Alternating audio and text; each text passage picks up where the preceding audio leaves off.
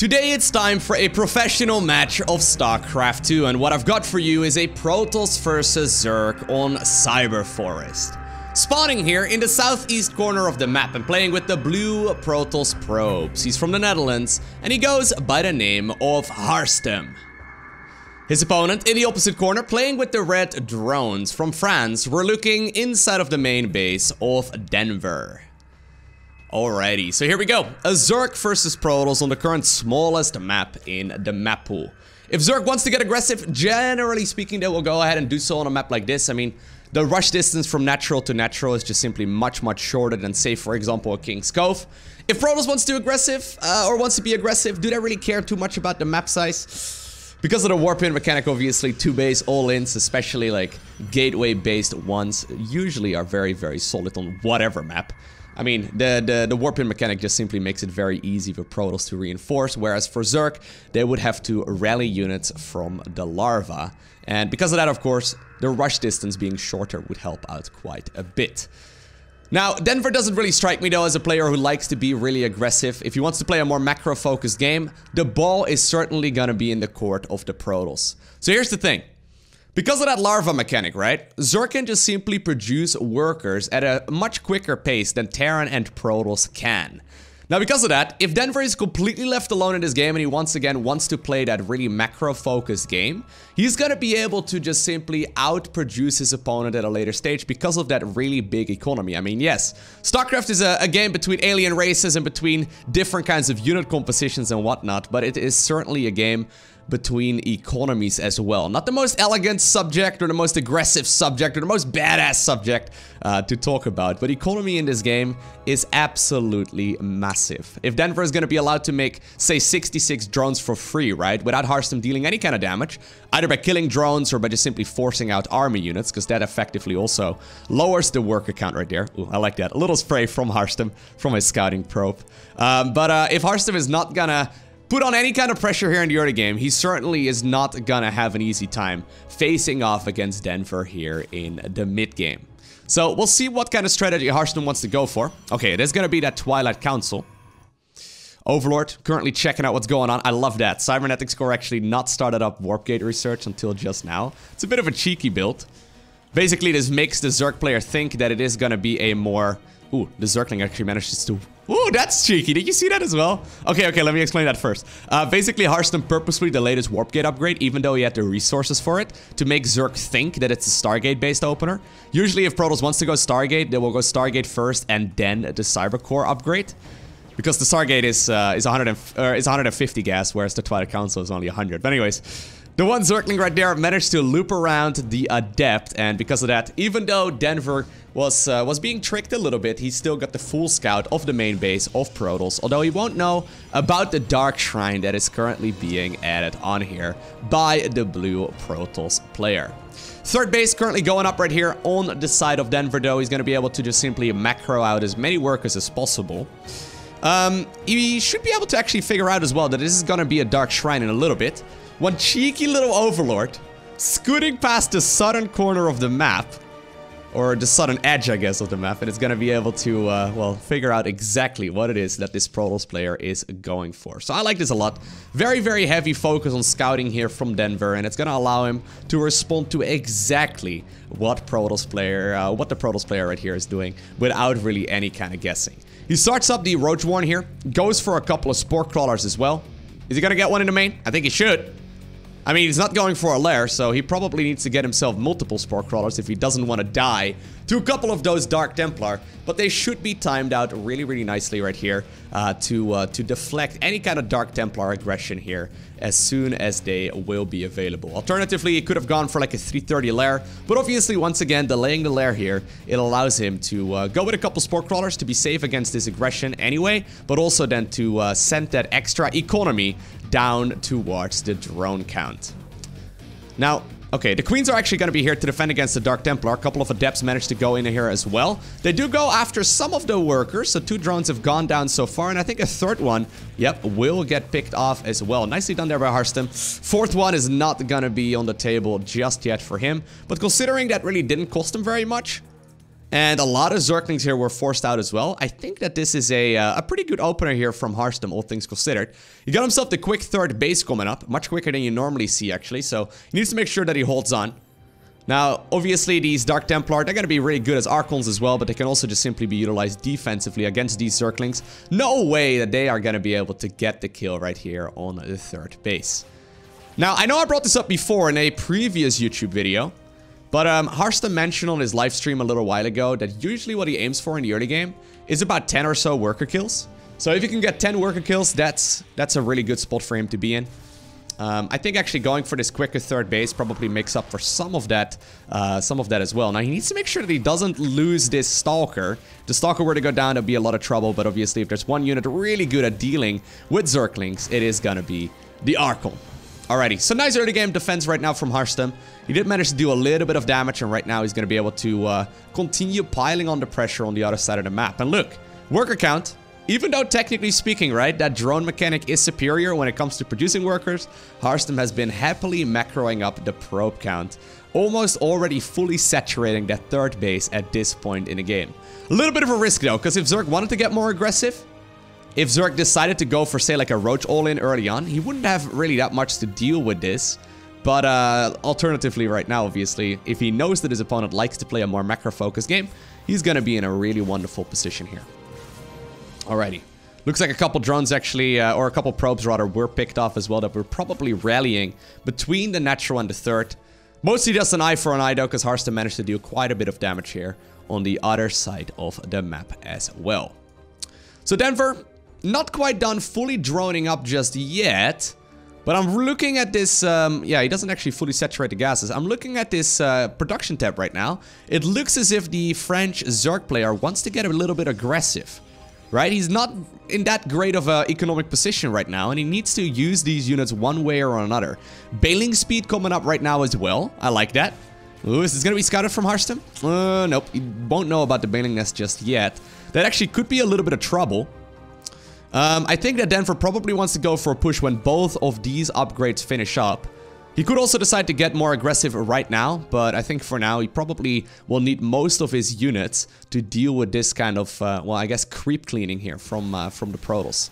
Very annoying play here from Harstem. He brought himself an observer across the map as well. It's going to allow him to target fire down these creep tumors.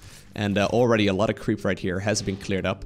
Did he get a scout right there, by the way, on the... No, he still doesn't know. Not knowing about the bailing nest is actually a really big deal. Good force fields there. Ooh, looks like one Immortal will, though, get picked off as it was trying to just simply rally towards the other side of the map. A little bit of pressure here from Denver, but I think the real pressure will come as soon as these upgrades finish up. The majority of that Zerg army is still sitting at home. But I think as soon as those upgrades are done, I think they probably want to make their way across as well. Charge did finish up just now for Harstem. He doesn't have Psionic Storm just yet. That one is finishing up. Centrifugal Hook's already finishing right here as well. This is going to be an all-out assault here from the French Zerg. This should be spotted here. Still a little bit later though than you ideally would like to. Immortals though, picking up a couple of these units. And I like this a lot actually. Really wonderful play by Harstem once again. Picking up a couple of these roaches that decided to get aggressive. If we were to look right now at the kill count, yeah, look at that. Heavily in favor of the Protoss at this point. But this is a scary Zerg army. Look at the supply count as well. If the Banelings roll in just right, they can absolutely make short work of both the High Templar as well as all of those Zealots. Now, it looks like all of them will try and roll around the back. I really like that. That's usually going to be where the most vulnerable units are going to be. Not a whole lot of damage done just yet. Looks like the army there was deflected from the natural as well. No Zergling swarm inside of the natural of Harstem either. The Immortal is, you know, the Immortal count is still looking pretty good. I think only really one has gone down. Excellent control right there. Once again, utilizing the Warp Prism to its fullest extent. And, well, if the Immortals stay alive, right? I mean, I've said it time and time again. You can never call a Protoss in a bad spot when they have 2 Immortals and a Prism. What happens when they have 4 Immortals and a Prism and Psionic Storm? Well, it's gonna be even scarier. And even though that looked like a push that was meant to end the game, it ended up basically only killing 3 probes. That's it. Whew. Really good defense right there from Harstem, and obviously this immediately opens up the opportunity right now for him to maybe go for a timing attack. I mean, he's got Archons, he's got Zealots. Well, he doesn't have any Archons right now, but he's gonna have the potential to make those very easily. Plus, most importantly, he's got these High Templar for Psionic Storm. I actually think this would be a really good time for him to make a bit of a move across the map, as he's had that economy for a while, and he's been able to go toe-to-toe in the economy department versus this Zerg just fine, if he hasn't been ahead actually for most of the game. So that means he should be able to actually get quite a bit of value by moving across. Although he's on a bit of a timer though. The Spire right now is coming up from Denver, and if there's one thing through about most of these units is, yes, technically speaking, I guess Archons can shoot up, and yes, Psionic Storm deals quite a bit of damage as well, but they are not gonna be that great when it comes to dealing with a big flock of Mutalisk. I'm actually surprised Harstem decides to sit back here. Yeah, okay. So rather than being aggressive, which I think would be a really good choice for him right now, he decides to go for the 4th base. Maybe he knows that that Denver likes to go for the Muta follow-up, and maybe he knows he doesn't really need to necessarily risk it either. I mean, alternatively, obviously, if you can try and get a 4th and then max out a little while later and then move, you're gonna be in a good spot. But this is once again giving Denver a lot of wiggle room, who's now teched up towards that 4th and the 5th base as well. And he's now going for that group of Mutalisk. Muta's obviously very, very scary. At this point, there's, I guess, 1 photon cannon and 1 over here as well, but there's really not that much defense available here for our Protoss player in blue.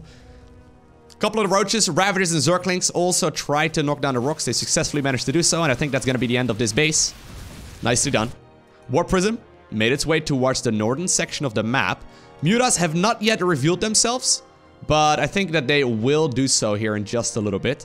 And considering the 4th base was actually denied, this could actually be a pretty good spot here as well for the Zerg player to just simply soft contain Protoss on only 3 bases. Well, here we go. The Mutas are going to be able to make their way towards the main base. Prism right now makes its way into the main here of the Zerg as well. Immediately though, Phoenixes are coming up. A 2nd Stargate has also been added on. So apparently the answer to the Mutas is gonna be the Phoenix. Stalkers though, we'll have to do for now. Couple of them are standing on the perimeter. There's some Psionic Storm available as well. Phoenixes are gonna trickle out right now, and I think actually the damage has been pretty good, all things considered. Right? I mean, can we really justify making this many Mutas and then the cost of the Spire as well for 8 probe kills? It's a little hard to say. Considering there's no 4th base, I think I still like the Muta play. If the 4th base would be here as well, the Mutas would really not have been that great, because, you know, on 4 Nexi, Protoss can just simply rebuild those workers super quickly as well. And the thing is, eventually, once the Phoenix count gets big enough, they're going to be able to deflect essentially any amount of Mutalisk as well. Once again, though, the 4th base is being reacquired here from Harstem. This time around, a couple of the Roaches and Ravagers are sleeping on the job, and I think that they will not be able to get that much work done. I did see a massive morph-in, though, of a lot of Banelings. So 33 Banelings right now available here for Denver, who's apparently once again going in for attack wave number 2. Alright, let's see how this is going to be dealt with here by Harstem. Obviously, it takes 2 Psionic Storms to get rid of those Banelings. He needs to make sure, Denver that is, that he rolls those Banes into the High Templar. The High Templar are always a key component here. Ooh, if the Mutas can pick off 1, that's really nice. Second one? Ooh, yep, 2nd one gets picked off as well. Beautiful move there by the French Zerg. Oracle, though, utilizing Revelation there, it's going to be able to, at the very least, spot where these 2 clumps of Zerg armies are rolling. And there we go. Nice pick off right there on a couple of those Banes. And so far, really, the defense of Harstem has been really, really good. In the meantime, though, a Great Aspire is coming up. The Hive has been acquired here from Denver. Or by Denver, rather. He's going to be able to get himself those ultimate tier 3 units here for Zerg very, very shortly. There's not a whole lot of units here that shoot up. I mean, Phoenixes, yes, they're good against Mutas, but they're really not that great when it comes to dealing with Great Aspire units. And right now, Denver, he's actually going to be the one who needs to play a bit defensively. Once the Broodlords are out, he's going to be in a phenomenal spot. However, until that moment, this Protoss army, I think in a head-on fight, is going to be superior. Yeah, well, that's going to be the end, I think, for most of these Mutas. They've accepted their fate as well. Look at them. Okay, never mind. They'll continue flying for a little while longer, but that's mostly just because the Phoenixes were once again on idle for just a little while. Mothership right now coming up here for Harstem as well. Maybe he's going to plan on adding on like a fusion core here in just a little bit. Or not a fusion core. What's it called? What's the Protoss fusion core called? Is it a fusion core? I'm always bad when it comes to those structure names, man. For some reason. It always is one of the things that I find rather tricky. There's a lot of overlap, right? Between some of the structures in the game, especially between Protoss and Terran. But anyways, I'm sure you know what I mean. All right, Zealots are waiting to harass the 6th base here of this Zerg player. There's no lurkers here anywhere, but there are a ton of banelings right now morphing in. There's also those Brute Lords coming up here, 7 of them in total, and it looks like indeed Denver has bought enough time for them to come out right now as well. A couple of queens will be picked off, but yeah, right as Harstem moves forward, finally with that big Protoss Death Ball, guess what's available? It's gonna be a lot of Brute Lords, but also a lot of Banelings. Banelings trying to roll forward right now on top of all of those High Templar. Couple High Templars there were picked off, but the majority of them still lived, or at the very least got enough work in to cast some Psionic Storm. What this does mean right now is that the Phoenixes apparently are gonna go to town on these Brute Lords. And actually, you know what? Even though I mentioned earlier that they're really not that good when it comes to dealing with Brute Lords, there hasn't really been a big Hydra count, so the Phoenixes are gonna be able to, at the very least, pick off a couple of them and prevent right now Denver from once again moving across the map. This has been a really wonderful back and forth right here between both of these players. And indeed, while this was all going on right now, we did see the addition right there of the Fleet Beacon. Not the Fusion Core. Close enough though. The Fleet Beacon is now gonna obviously enable Harstem to tech up towards both Tempest as well as Carriers. Now, there's already of course the Mothership up in the air as well, and this is gonna be one of the ultimate tools for the late game Protoss army. Just simply having that cloaking everywhere is really helpful, but obviously the bubble effect can also be super useful, as nowadays it doesn't just slow down Zerg units that are caught inside of the bubble, but it also slows down their attack speed, which is massive. Basically, units get slowed down to 50% movement speed, but also 50% attack speed, which is ridiculously strong. So essentially what that means is that as soon as the time warp goes up, immediately the big bubble effect right there of the Mothership, as soon as that happens, the Zerg army will have to fight elsewhere. Alrighty, and that means right now, even though we've seen a nice back and forth between these two players, Denver knows what's going on, Harstem knows what's going on. I think right now we are headed into the late game of ZVP. It's actually been a while since I've seen a match of this caliber going up to that point in the game. So we'll see how this is gonna play out. I'm really excited for it. Yeah, the Phoenixes, I mean, they will likely get picked off here. They're not really that useful anymore. They're mostly good at this point as like an Overlord hit squad, right? They're gonna try and pick up a couple of Overlords that decide to overextend. Overseers for some reason, still alive. Wouldn't be surprised if that is where they're gonna be heading next though. But anyways, so I mentioned earlier that like the Brute Lord is kind of like the ultimate late game Zerg unit, right? And I guess on paper it is, but really what Zerg is looking for in the ultimate late game is as many spellcasters as possible. The best Zerg anti-air unit is not the Queen, it's not the Hydra, it's not the Corruptor. It's actually like a combination of Parasitic Bomb and the Infested Terran and Fungal Growth. It's kind of funny, a lot of people assume that like the Hydra is really good in the late game, and I guess it's decent. Corruptors though, generally speaking, are gonna be better against those big, beefy Protoss air units, but really what you're looking for is to get as many of those Infestors as possible, because the High Templar are just simply so very good. So the more Infestors, the better this will become here for Denver, as long as he gets a good engagement in as well. He's gonna go right now for the Neural Parasite, so I like this one a lot.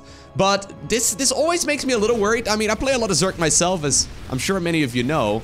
This always makes me a little bit worried, because right now we are headed into a game where Protoss is gonna be able to make their dream army. And I don't know about you guys, but I have died many times to that Protoss Death Ball, okay? I've been playing StarCraft since 2010. I've died to those Protoss Death Balls since 2010, okay? It's scary. This is a very difficult army composition to beat. And likewise, I've actually also, I guess, won a lot of games with Protoss Death Balls. I mean, it's very satisfying to go up to this kind of unit composition.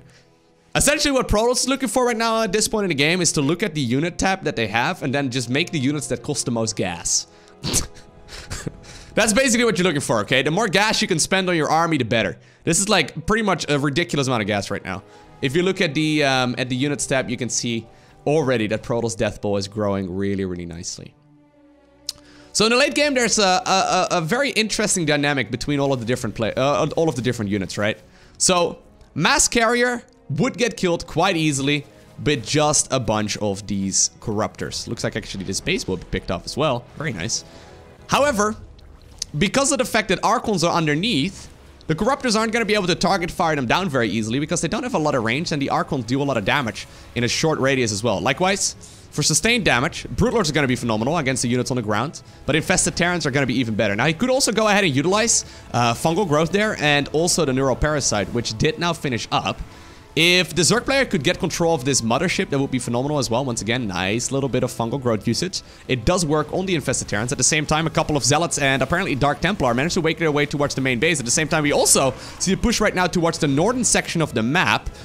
The main army, though, of Protoss did end up picking off that base right here in the left-hand corner of the map. But the Greater Spire, for now, at the very least, lives. Looks like the base over here will live as well. So the run-by so far not really getting that much done. The Protoss main army, though, has been rather successful up to this point. Brute Lords, though, still very good. They can pick up whatever High Templar decides to wander forward very easily and neglect some of that storm here as well. So there's basically a counter of a counter of a counter of a counter of a counter in the late game between all of these armies. There's this really cool dynamic between the Zerg as well as the Protoss max out force. Alrighty, so where are we gonna go from now? Oh, from here. Apparently Denver decides to now also, after getting himself a group of 10 of those infestors. Oh my god, he just got the High Templar! If he can get the Chain Fungal on these High Templar, that would be ridiculous. Ooh, that was close. A couple of them do pay for that mistake with their lives, but that was at least manageable. Woo! That could have been a disaster. I guess it was a disaster, but a small one, I guess. Anyways, apparently he now also decides to start adding on a couple of these Vipers. 10 Infestors are supposedly enough to him right now. He also added on a lot of these Spore Crawlers, but this Protoss army is looking mighty scary. There's a lot of Protoss economy right now as well. Harstem did finally resecure his base over here. Looks like the base over here, once again, is also in a little bit of trouble. Zerg desperately trying to take as much economy as possible, but I'm just looking at this army, and I'm not entirely sure how Zerg can properly trade against this. The thing is, so here's a fun fact, right? At the highest level of play, the ultra late game, which is what we have arrived at right now, is actually heavily in favor of Zerg. If you watch like a Cero play against this kind of thing, he is ridiculously good at just simply dismantling a Protoss one moment at a time, one unit at a time, right? He's gonna be able to prevent Protoss from getting that really big, scary death ball. And usually what that means is that they're just simply gonna be able to pick up the units one at a time and bleed the Protoss player dry on the amount of resources that they can mine off of the bases that they have. However, I think there's only like maybe a dozen Zergs or so on the planet that can effectively execute that super late game Zerg style. I mean, I have been trying to master that for so long and it's so difficult. Microing this big unit composition of you know, Corruptors and then Brute Lords and then Infestors and Queens and Spore Crawlers and being in position and doing run-bys and dealing with all of the warpins that Protoss is doing and all of the small armies that are moving across the map for the Protoss. It's super, super difficult. So we'll see right here if Denver is up to the task. Ooh, beautiful move there though. He does manage to get the Neuroparasite off on the mothership, and even though it did belong to the swarm for just a little while, apparently Denver didn't want it as he target fired it down as well using those Corruptors.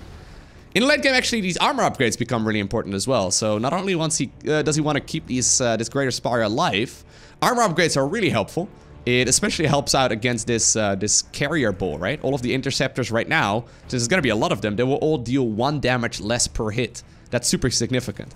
Once again, though, yes, there's a lot of Spore Crawlers over here, which is nice and all, but his hatchery certainly is doomed to fall, and that means that Zerg right now is going to lose a base on the bottom section of the map, and maybe even at the top section of the map as well. High Templar, once again, trying to get in position. We see a couple of those units being utilized, and actually, you know what? He didn't target fire down the base, so the hatchery does live for a little while longer, and instead right now it's going to be the Zerg player who decides to get a bit aggressive. So here's a weird moment. Protoss has a really big bank, but no available supply. So yes, you could technically warp in like 20 Zealots to deal with all of this, but he doesn't have the available supply to go ahead and do so. It's a bit of an awkward moment in the late game that sometimes happens, and yes, this will actually force the mass recall on all of that Protoss army from the top side of the map. So actually Denver, in a really interesting hold, he manages to keep both of these bases alive. Even though I felt like this base should have fallen for sure, and the base in the top probably should have fallen as well, because Zerg was completely out of position. Well, maybe it's still gonna fall though. Zealots right now, trying their very best. Okay, so at this point, I feel like since both players, right, they're mining an even amount.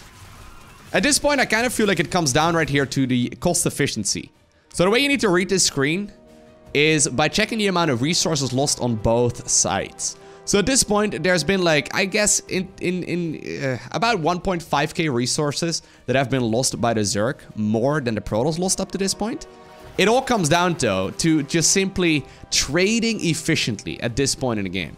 If you can somehow, some way get a favorable trade or contain your opponent's economy, you're gonna be in a wonderful spot, no matter what race you are, right? And that's what it mostly comes down to. So I love this. Back in the day, what we would see is Zerg players maxing out on just simply their dream army, so they would get a lot more of basically what we have over here. However, it turns out it is much, much better to also leave like 20 or so supply available to try and pick off bases where that slow-moving Protoss army is not located. Really wonderful play, because eventually the eco is really what once more wins the game. I think that Zerg army can fight that. Right? I think that Zerg army can fight that just fine. I don't know, though. We'll see. Harstem's force is looking phenomenal. He has 59 workers still remaining. Zerg barely mining right now off of only 35 drones. That's actually very painful. He also doesn't have those carapace upgrades. I'm actually kind of starting to get a little bit worried for him because of that. Those carapace upgrades are... Where's the carapace upgrade? There we go. The carapace upgrades are really not that great. The more you get of those, the easier life will become. Protoss, though, Harstem, he has been doing a phenomenal job just continuously upgrading here. Not getting himself that many armor upgrades either yet. Instead, favoring the shields. I kind of would like to see him focusing on some of those as well, but attack obviously is vastly superior here on all of those units, because once again, the same way as it works with all of those armor upgrades for Zerg, every single little one of those interceptors will now deal +3 damage. Because there's +3 air weapons. And yes, you can make the carriers a little bit more tanky, but it's not as important. Just simply having the, having the armor upgrades right now for Zerg would make a massive difference. Still not starting it up. I'm actually starting to be a little bit worried for that. I wonder if he maybe forgot. He does have the money to go ahead and do so. I really feel like he should. Anyways, where is this game gonna go? Protoss army is cycling towards the right-hand side of the map. I think he wants to try and see if he can maybe secure that base. Whereas the Zerg army is moving towards the left-hand side of the map. Ooh, okay. So Harstem actually apparently was awaiting this move.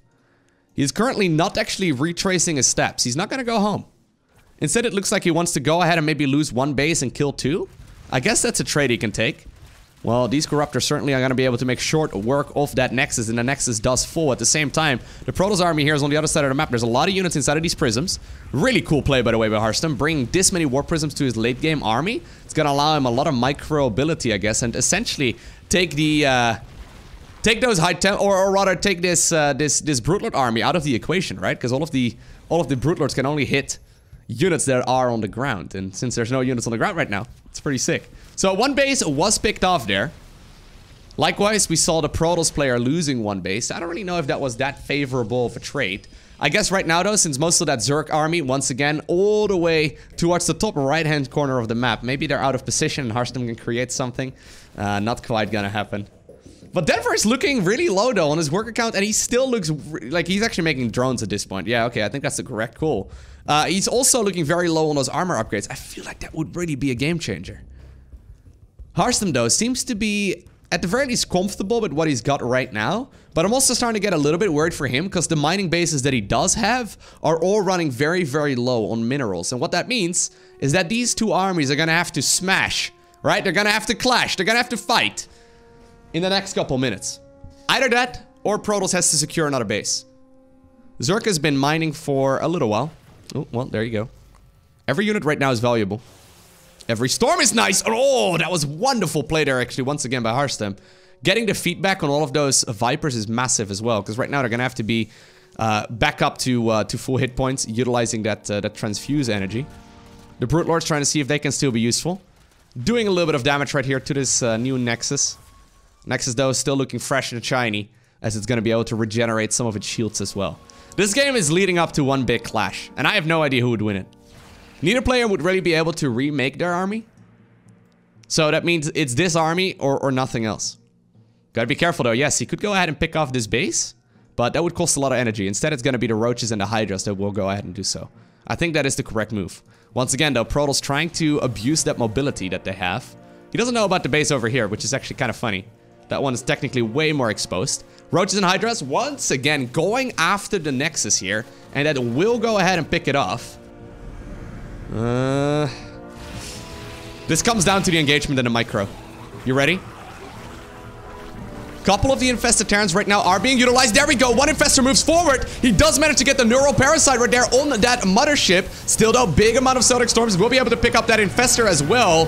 The Corruptors trying their very best to pick up as many of those carriers as they possibly can. Focal Growth also being utilized on as many of these interceptors as possible, but still, the High Templar from the back storming down every single one of these Zerg units. But there's so much of the swarm that still remains in the sky. All of the Corruptors though running dangerously low right now on resources. One final storm will finish up the vast majority of them, and right now with just